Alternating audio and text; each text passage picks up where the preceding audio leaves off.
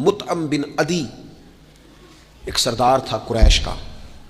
یہ بات نا یہ ایک میں پڑھتے پڑھتے میں بدر کو پڑھ رہا تھا دراصل. یہ ایک بات میں نے پڑھی تو یہ سارا عنوان ہی میں نے بدل دیا. میں نے کہا بات ہی اس پہ کرنی ہے. ایک شخص کا ذکر آیا بدر میں, مطعم بن عدی کا, کافر ہے, مسلمان نہیں ہوا. بدر میں اس کا ذکر آیا. ذرا دیکھیے ذکر کیسے آیا.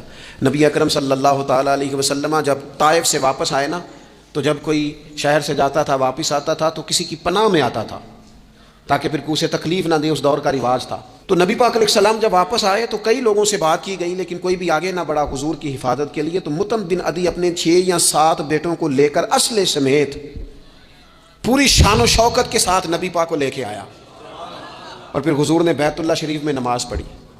وقت گزر گیا, ایک دور کی بات تھی, ایک بات تھی, وہ دور گزر گیا. اس کے بعد بڑے دور آئے, اللہ نے معراج عطا کی, حضور یہاں آ گئے مدینہ طیبہ میں. یہاں سینکڑوں لوگ مسلمان ہوئے, بدر میں اللہ نے فتح دی. جب بدر کے قیدیوں کی بات چل رہی تھی نا, یہ جو لوگ قیدی ہو کے ہیں انہیں کس طرح چھوڑنا ہے, تو بڑے بڑے سردار مکے کے تیار تھے سفارش کے لیے آنے کے لیے کہ ان قیدیوں کو چھوڑ دیا جائے. یہاں بھی مشورہ ہو رہا تھا کیا کرنا ہے, قتل کر دیا جائے ان کفار کو, یہ بھی مشورہ تھا. فدیہ لے کے چھوڑ دیا جائے, یہ بھی مشورہ تھا. بہت ساری چیزیں ابھی طے ہونی تھی.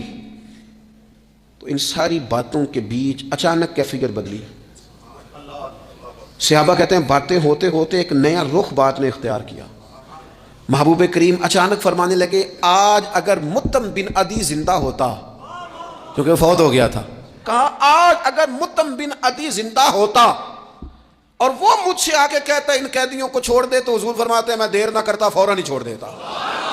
چونکہ مجھے اس کی وہ نیکی یاد ہے, اس نے وہ جو اس وقت میرے ساتھ رویہ رکھا مجھے بھولا نہیں. صرف ایک بات آپ کی خدمت میں عرض کرنا چاہتا ہوں کہ اپنی زندگی میں نا وہ انسان بڑا چھوٹا ہوتا ہے جب ماں اسے وقت دیتی ہے, بڑا چھوٹا ہوتا ہے جب باپ اسے وقت دیتا ہے. بڑے اساتذہ کے پاس بڑی کتابیں جب بندہ پڑھتا ہے وہ بھی بڑا وقت ہوتا ہے, لیکن جب اسے یہ اچھی طرح پہچان کرانی ہوتی ہے نا کہ یہ الف ہے, یہ با ہے, اور نہیں یہ تا ہے, آنکھیں کھول کے دیکھ, 2 نقطوں والا تا ہوتا ہے, یہ سا ہے. وہ بھی بڑے مشقت والے لوگ ہوتے ہیں, وہ بھی بڑی محنت کرتے ہیں, لیکن کیا کریں بھول جاتے ہیں لوگ, نہیں یاد رہتا. وہ جس کی بات سن کے اللہ نے دین کی توفیق دی, اس کی بات سن کے اس طرف مائل ہوئے, پھر ریسرچ کی اور پھر اسی کو ان پڑھ کہنا شروع کر دیا. پھر کہا کہ وہ توجہ تو اس نے دلائی تھی پر یہ بندہ ہی ٹھیک نہیں. یہ ہمارے ہاں عجیب ناشکری کا اور احسان فراموشی کا مزاج آیا ہے.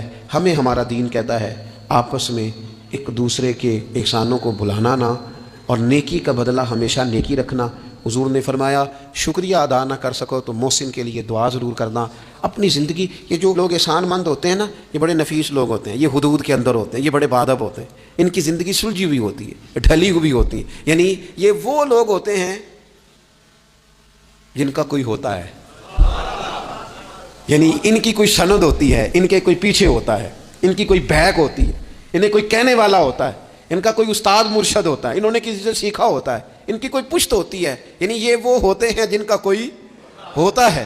اور جو کہے کہ میں تو ساری محنت آپ ہی کی تھی, ابھی کچھ نہیں سی دیتا, بھائی بھی چھٹ گئے سن, فلانا بھی تو بھائی تو ڈھلا ہوا ہی نہیں ہے, ایسا آزاد بندہ, اس طرح کی کیفیات, یہ انداز درست نہیں ہے. اپنی زندگی کو احسان مند بنائیں. ہم بڑے لوگوں کے احسان مند ہیں. آپ یقین کریں کبھی سوچتے ہیں تو ڈھیر سارے لوگ ایسے ہیں جن کے بارے میں سوچتے ہیں یار تیرا شکریہ کیسے ادا کریں گے, کہاں سے وہ لفظ لائیں گے, جن سے تیرے بڑے سارے زندگی میں لوگ ہوتے ہیں. بس اپنا مزاج احسان مندی والا بنائیں. نہ جزا دے سکیں اور نہ کوئی بدلہ دے سکیں تو دعا کے تو الفاظ ادا کیے جا سکتے ہیں.